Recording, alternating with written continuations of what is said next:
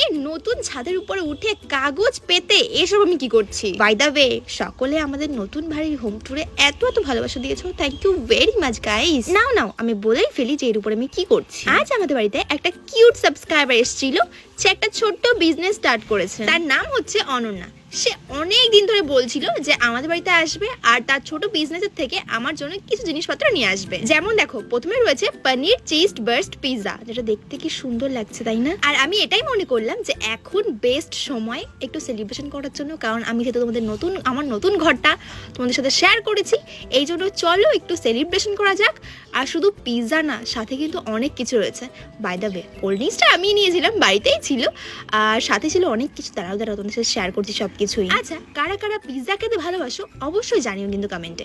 And দেখো, এবার রয়েছে একটা বেন্ডো কেক, কি সুন্দর। আর এটা ছিল চকলেট ফ্লেভার। আর আমার সব কেকের ফ্লেভার না চকলেট হলে জাস্ট জমে যায়। তোমাদের কোন ফ্লেভার পছন্দ অবশ্যই জানিও। আর বাই দ্য ওয়ে, এটা দেখতে কি সুন্দর না? আর উপরে যে প্রজাপতি দেখতে পারছো না, ওটা কিন্তু খাওয়া যায়, মানে বুঝতে পারছো, কোনো কিছু ওয়েস্টই হবে না। জাস্ট আমি ট্রাই করার জন্য খুব এক্সাইটেড ছিলাম। অ্যান্ড যখন আমি মুখে দিলাম, জাস্ট মেল্ট হয়ে গেল। খুব দারুণ টেস্টি ছিল প্রত্যেকটা জিনিস। আর যদি তোমরা এইসব কিছু পারচেস করতে চাও, অবশ্যই ওর ইনস্টাগ্রামে পেজে ডিএম করতে পারো, তাহলে কিন্তু তোমরা এইসব পারচেস করতে পারবে। ও কিন্তু হোম ডেলিভারি করে দেবে। অ্যান্ড দেখো, তারপর একটা জার কেক রয়েছে, যেটাও কিন্তু চকলেট ফ্লেভার ছিল। প্যাকেজিংগুলো কি সুন্দর করেছে, আর স্পুনগুলোর কোয়ালিটি খুব সুন্দর। আমার তো বেশ ভালো লেগেছে, আমি ভেবেছি স্টোর করে রাখবো। যাই হোক, এবার আমি যখন জার কেকটা টেস্ট করলাম না, এটা সব থেকে বেশি আমার ভালো লেগেছে, তোমরা বলতে পারো এটা আমার একদম ফেভারিট। আর এরকম ধরনের জার কেক আমি আগে কোনোদিনও ট্রাই করিনি। আর কারা কারা ট্রাই করেছে আমাকে জানিও। আমি কিন্তু প্রথমবার ট্রাই করছি, আমাকে দারুণ লেগেছিল। অ্যান্ড ফাইনালি যেটা রয়েছে সব থেকে বেশি স্পেশাল, সেটা রয়েছে এই butterscotch flavour teddy bear theme cake রয়েছে। দেখতেই পাচ্ছ কি সুন্দর গাইস, পিঙ্ক কালারের থিমে করেছে। ও কিন্তু আমাকে আগেও একবার কেক দিয়ে গেছিল, কেকটা কিন্তু দারুণ ছিল। তো আমি এবারও বলেছি, তোমার ইচ্ছা মতন তুমি আমায়, যখন তুমি চাইছো যে আমার বাড়িতে আসবে আমাকে কেক দিতে, তোমার ইচ্ছা মতন একটা বানিয়ে দিও। আমি কোনো কিছু সাজেশন ওকে করিনি, না কোনো ফটো দিয়েছি, কিচ্ছু না। ওর মন মতন আমাকে একটা বানিয়ে দিয়েছে।